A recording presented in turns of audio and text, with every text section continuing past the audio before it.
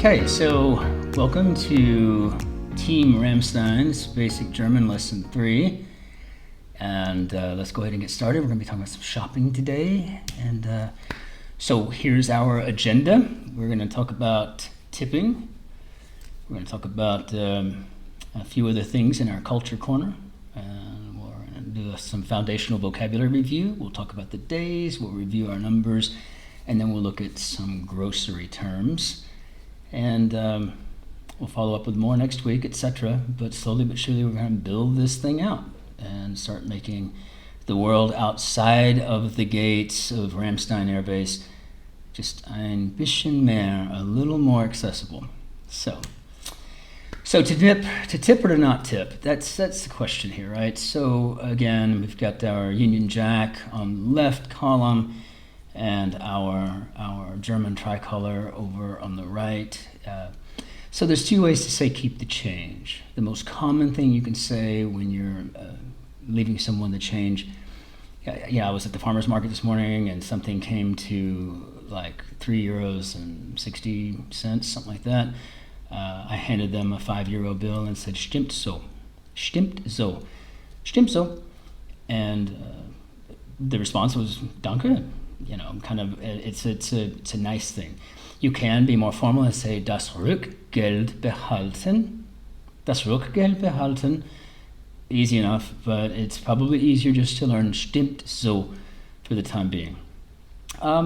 Sometimes they do. Some folks may take a little exception to being tipped because I think everyone in Germany makes a living wage. And so it might be somewhat, insulting to a degree to certain people. But by and large, I've not really witnessed that ever. I've heard of it, but I've never personally witnessed that in years. So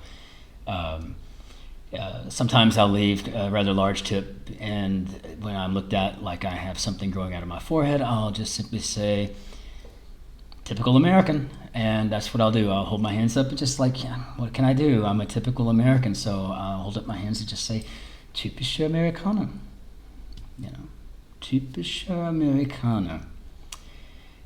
Sometimes when you're leaving that little extra behind, like for example, my girl that does my weekly facial, I always just leave €10 on her station and I'll say, Sie haben sich gut mich gekümmert. Sie haben sich gut mich gekümmert. You take good care of me.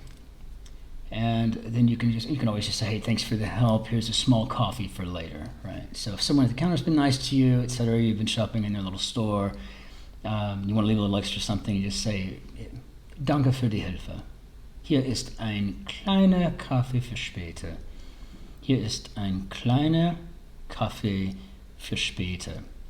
So just thanks for your help. Here's a small coffee for later. You give me €5, €10, etc.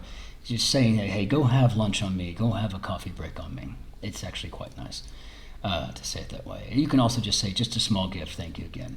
Nur ein kleines Geschenk. Danke nochmal. Danke nochmal. Nochmal means, again. So, nur is only, ein is the article, kleines, small, Geschenk, which is a gift. So, nur ein kleines Geschenk, danke nochmal. Danke nochmal. Nur ein kleines Geschenk, danke nochmal. Just that easy. So, again, I think probably 20% tip is fair when you've been at a table for some time, and it's not unreasonable. It's actually welcome quite often if I can judge from the facial expressions that I receive as a result. So going to our culture corner, let's just talk about the absolute lack of customer service that there seems to be in Germany. And we'll talk about other things later, like the fact that Germans love snail mail, and how when you get snail mail, it's usually not anything good. It's a ticket that you got for speeding, or some money that you owe the doctor that you went to go see on the economy, and so on. So there's a lot going on here. It's different from what we deal with in the States, so to speak, over in the lower 48th. But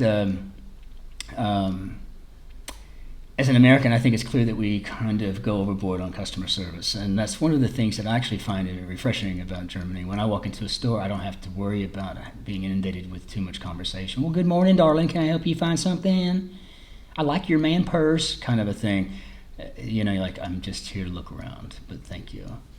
But here's just a few points for us to consider. First of all, restaurants are busy. People aren't working for tips. They get paid a wage. You may have to ask for the menu. Remember, this is not them being untoward or not being good servants or. It's just the culture, right? So when you're here, just consider that you might have to ask for the menu. And most of the time, superficial conversation is generally considered a waste of time unless what you have to say is something maybe entertaining, right? Es tut mir sehr leid, aber mein Deutsch ist hässlich. Ich habe viel zu lernen. So there's small talk, you say, mein Mutti ist Deutsch, aber mein Deutsch ist nicht so gut.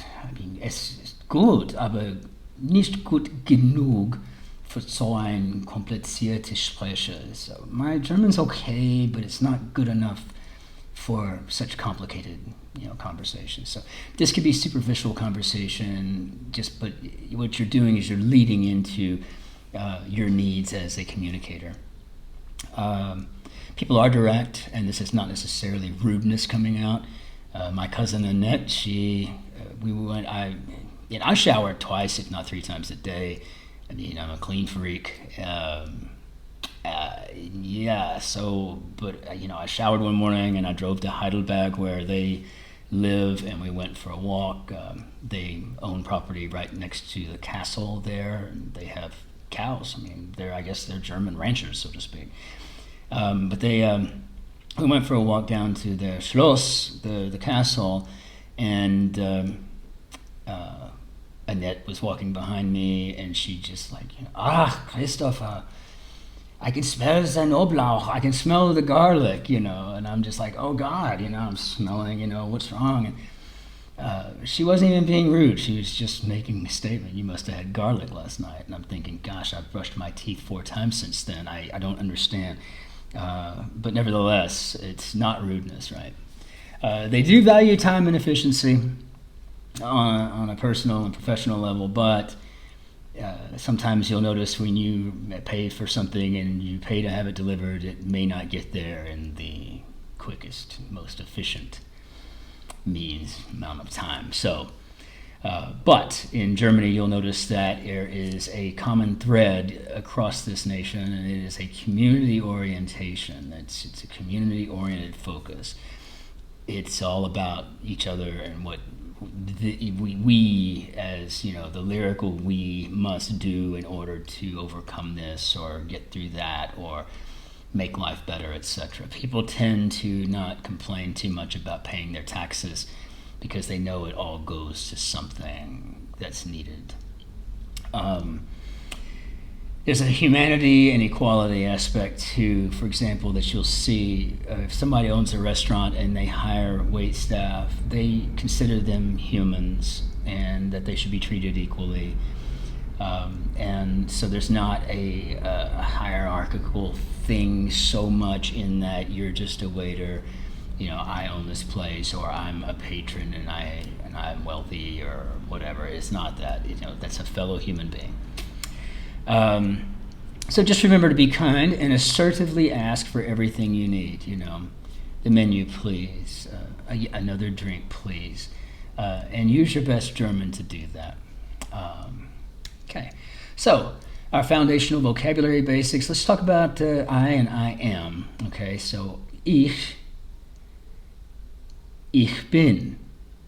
You'll also hear ich bin. So ich oder ich, so oder so ist in Ordnung, meaning 6-1, right? So oder so ist in Ordnung. It's however you pronounce it. I am with you. The singular, right? So, ich bin mit dir. Ich bin mit dir. And then I am with you, the plural is ich bin mit euch. Ich bin mit euch. Ich bin mit euch. So it just means I'm with you. So you say you're with a group of your friends and they're saying, what do we say? What do you say we all go to a movie? Then you can just look at them and say, ich bin mit euch. Yeah, klingt großartig. Sounds great. I'm with y'all. With us is mit uns. Mit uns. Without us is ohne uns.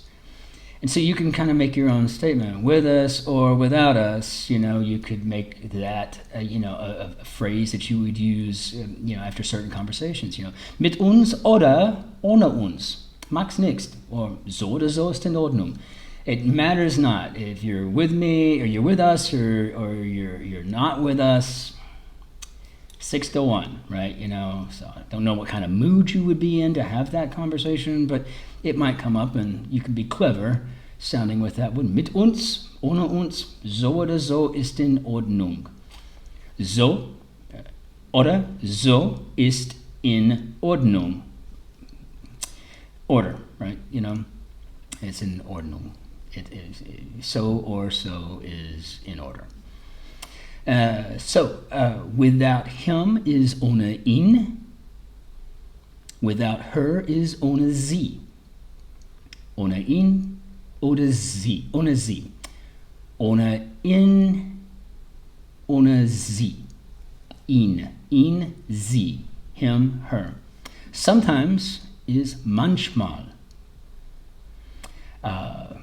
Ich bin manchmal ohne ihn. Right? I am sometimes without him.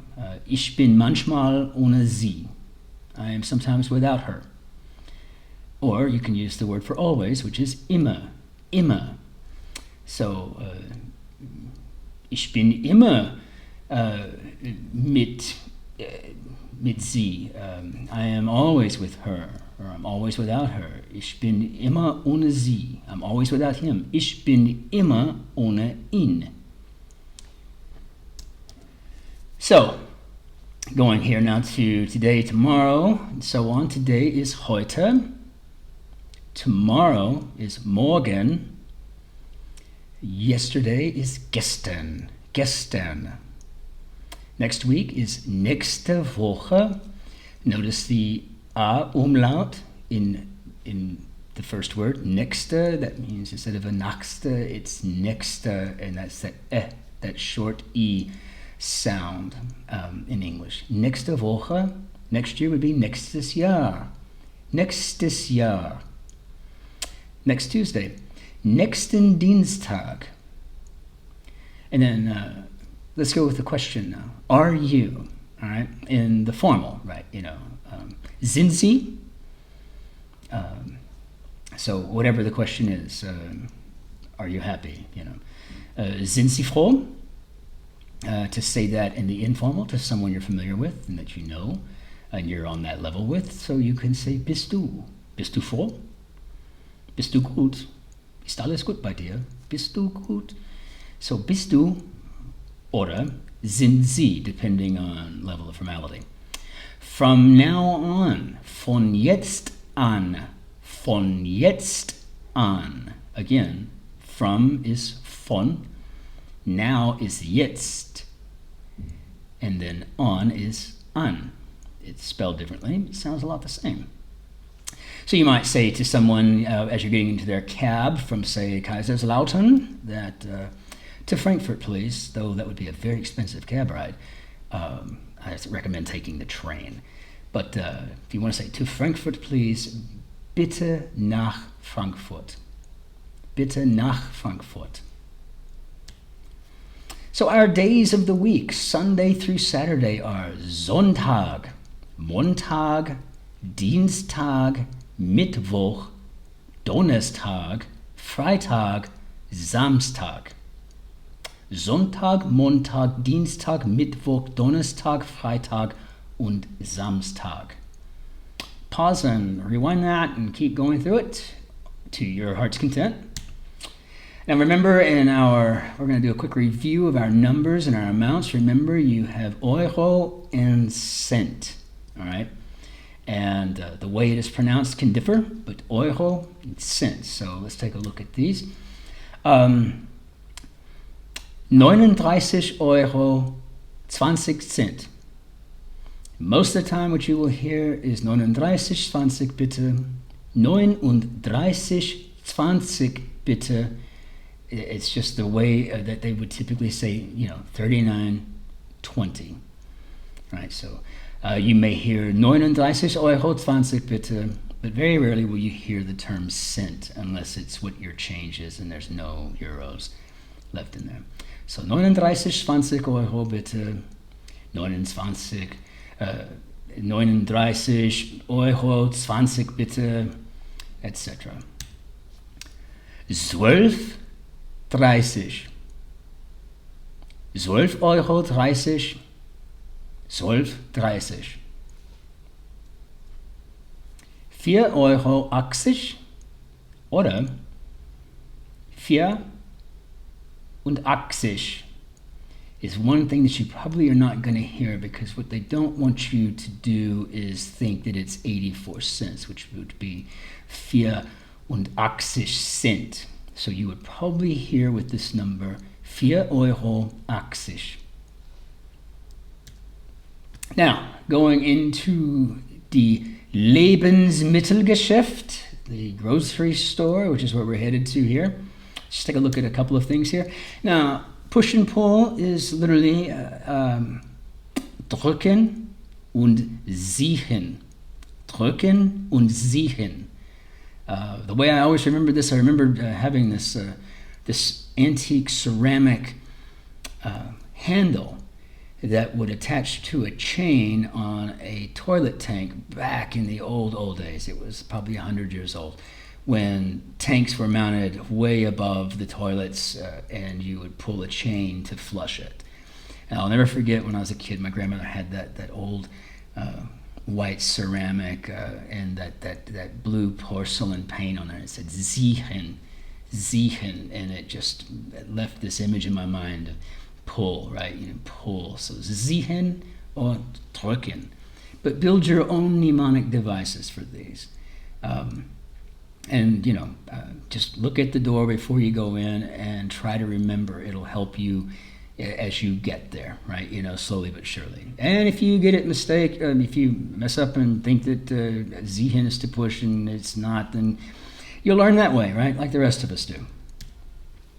Now, a grocery cart is Einkaufswagen. Einkaufswagen, which literally means shopping wagon, shopping cart. Ich bin Einkaufsgehen. I'm going shopping. Ich brauche einen Kaufswagen, bitte. I need Einkaufswagen, bitte. Einkaufswagen, so literally a shopping cart.